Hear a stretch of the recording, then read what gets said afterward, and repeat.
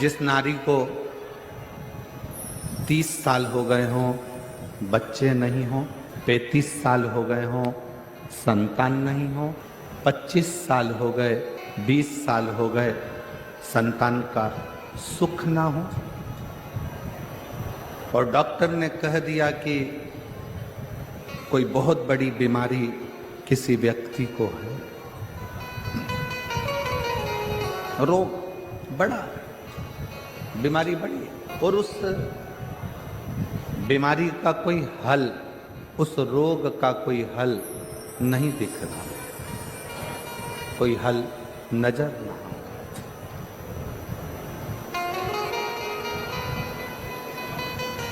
कोई हल दिख ना रहा। तो बैसाख महीने में शिव सप्त तीर्थ का एक अनुष्ठान अपने जीवन में जरूर करें। मट्टी के पात्र में जल भरना, और मट्टी के पात्र में जल भरकर प्रतिदिन रोज 7 दिन का ये नियम होता है सप्ततीर्थ। बस विराम जो है उसका प्रदोष के दिन होना चाहिए, और बैसाख के महीने में जब आप सप्ततीर्थ का अनुष्ठान करें, 1 घड़ा जल का रोज भरें प्रतिदिन,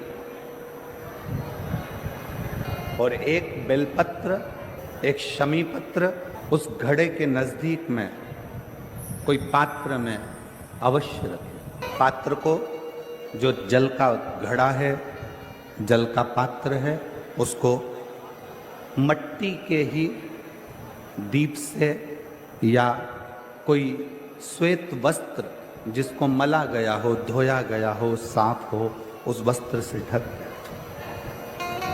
एक दिन एक शिवालय में जाएं, शमी पत्र अशोक सुंदरी वाली जगह पर समर्पित करें।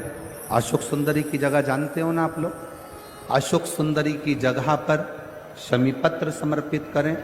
बेलपत्र, जहां आप खड़े हैं वहां डंडी का भाग आपकी ओर हो और बेलपत्र शिव जी को समर्पित करा जाए।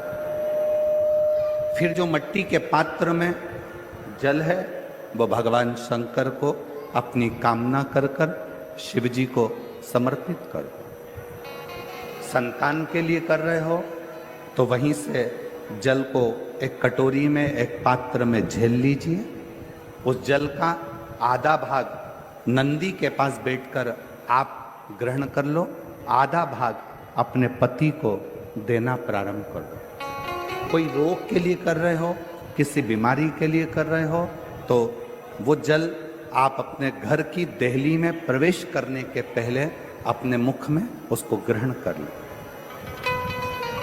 एक दिन में एक शिवालय, दूसरे दिन दूसरा शिवालय, तीसरे दिन तीसरा शिवालय।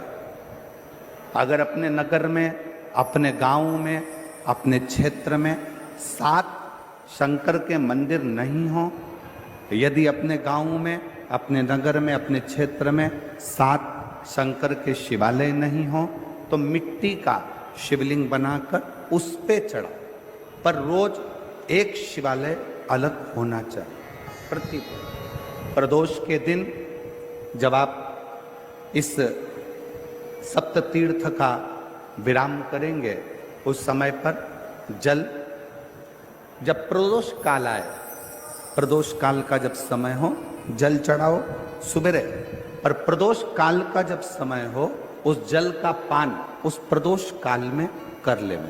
प्रदोष को, जो प्रदोष काल में उस जल को शंकर का पंचाक्षर मंत्र नमः शिवाय, षडाक्षर मंत्र ओम नमः शिवाय या श्री शिवाय नमस्तुभ्यम बोलकर प्रदोष काल में उस जल का पान करें। बाबा को प्रार्थना करें, शिव से विनय करें। ये नियम केवल बैसाख के महीने में होता है, इसको बाकी के महीने में नहीं किया जाता है। इसको बाकी के महीने में नहीं करते, केवल बैसाख।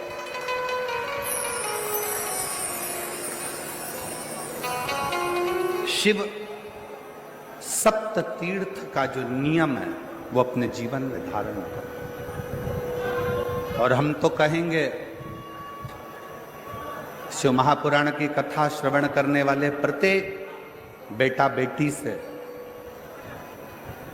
शिव महापुराण की कथा सुनने वाले प्रत्येक शिव भक्त से हम तो कहेंगे कि शरीर में कोई रोग नहीं भी है, संतान की प्राप्ति नहीं भी चाहिए, उच्च शिक्षा के लिए आप कर रहे हैं, अपने जीवन की खुशहाली के लिए कर रहे हैं, तो शिव का सप्त तीर्थ अनुष्ठान अवश्य करें, अवश्य करें और अपने जीवन को सार्थक करें।